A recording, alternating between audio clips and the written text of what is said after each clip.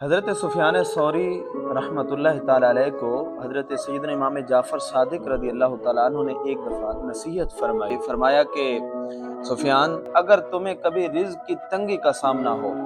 اگر تمہیں رزق ملنے میں تاخیر ہو جائے، مالی لحاظ سے کبھی پریشانی کا سامنا ہو،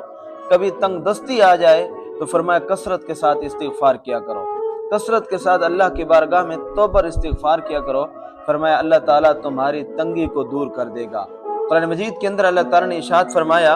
استغفروا ربکم انہ کان غفارا یرسل السماء علیکم مدرارا ویمددکم باموال وبنین ویجعل لکم جنات ویجعل لکم انہارا۔